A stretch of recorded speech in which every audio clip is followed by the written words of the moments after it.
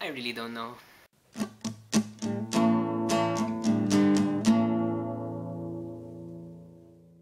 Ibong Adarna, The Pinoy Adventure is directed by Jun Urbano, co-written by Jun Urbano and Angelo Hernandez. It's based on the 18th century epic here in the Philippines, and it stars Rocco Nacino, Leo Martinez, Joel Torre, and Angel Aquino.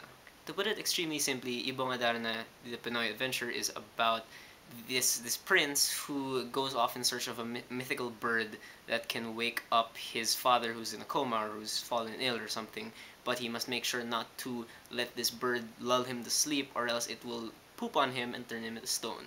That's literally the story if you've never heard that before. Now, to be completely honest, I have no idea why I watched this movie.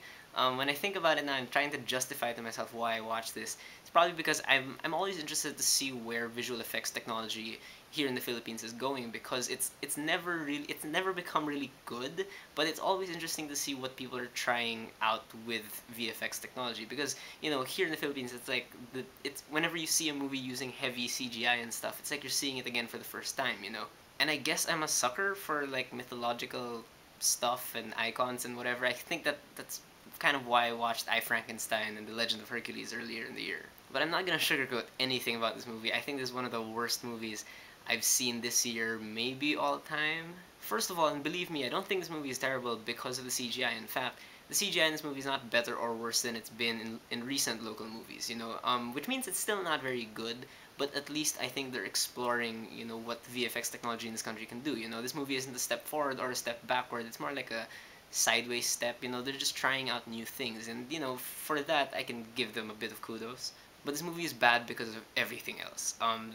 There's such lackluster production design. You can tell that their sets are really just like a bunch of huts they set up on like a bunch of not even like real forests or whatever. But this lackluster production design, it's not helped at all by cinematography that's always either oversaturated or mislighted. It's either too dark, too bright, and you can tell that these people, when they don't have enough budget for legit set, the production design turns into like CGI background and stuff, and it never looks good.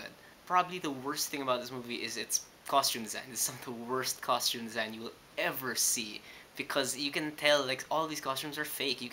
Either the indigenous clothing is obviously way too clean. They obviously didn't take any pains to kind of make them look authentic, and a lot of the other costumes are obviously a bunch of people just wearing button polos with like native things just kind of pasted onto them. And the worst thing I ever saw here was Joel Torre, his styrofoam earrings or whatever, the things hanging on his ears. They're literally made of styrofoam, and you can tell they're made of styrofoam, and it blew my mind. Like, it distracted me so much. I had no idea what he was saying. Like, for most of this movie, I was so distracted by how bad the costumes were that yeah. But it does not end there. There's The editing in this movie is so choppy, it kills any sense of like narrative tension or coherence, and this movie never feels like it gets out of Act 1. Like, you're waiting for this movie to begin, to start, to really get into gear, and it never does that. Music in this movie is okay, I will admit, but it ultimately just serves as white noise. Like, it's a distraction to everything else you're seeing on screen, and it's not particularly good, I think, the music, because it has your usual ethnic instruments and stuff, but again, there's no pains taken to kind of have repeating themes or to just make it really sound like a movie score. And the sound also, there's just like such a lack of sound effects, or like out of syncness of sound effects in so many scenes, especially like fight scenes. The fight scenes here are just totally laughable, and the other scenes just feel so lifeless and uninvolving because there's so much lack of technical things. But just because this movie, this plot faithfully follows the structure of an epic doesn't mean it's good for a movie. In fact, it's bad for a movie. There's no tension again. There's no sense of wonder to anything. You're just seeing things kind of unfold. Same goes with the characters. You should not settle for archetypes, even if that's what they were in the source material. They don't work well for movies. Or if you will settle for archetypes, at least maximize their primary characteristics. Like, if someone's brave, make him like super duper brave or something. Just make them memorable, but none of the characters here are memorable. And again, same thing also goes for the dialogue. Like, so much of this dialogue sounds like a bunch of random fortune cookie things. Like, people are always speaking in proverbs or whatever, and that's for a movie. It just does not work well that way. Just make your dialogue sound like people are talking to each other. And every single actor in this movie either has nothing to do, or has like one thing to do, or has too little to do that they resort to chewing the scenery. Joel Torre and Angel Aquino completely just chew the scenery. Leo Martinez is fun for the first 2 minutes you see him on screen, then you realize he's doing the exact same thing for the entire 90 minutes, which becomes incredibly hard to watch.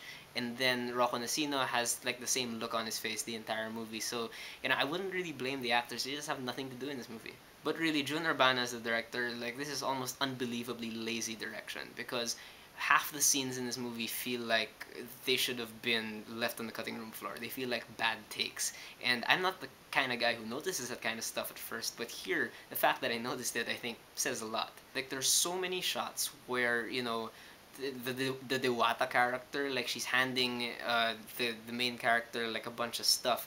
And when she's handing him one thing, like, her headdress or whatever gets caught in her hand, so it like pulls up to half her body, and she just ends up manually just kind of pulling it off again. And I don't know why they didn't just say cut, let's do it again.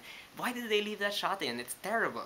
And there are other scenes where Joel Torre is talking to Angel Aquino, and he turns, and there's she casts a shadow on his face, so you can't see his face, and it obscures any emotion we could have gotten out of that. So again, why didn't they just cut, reset the lighting, and then I don't know.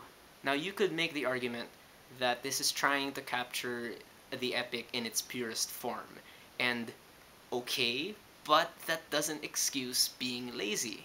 Like, I don't know why you had to, not exert effort to make good costumes, or to at least direct your actors to be a bit better, or to even direct this movie properly. I don't know why. This movie has no redeeming qualities whatsoever. Probably is the worst movie I've seen this year.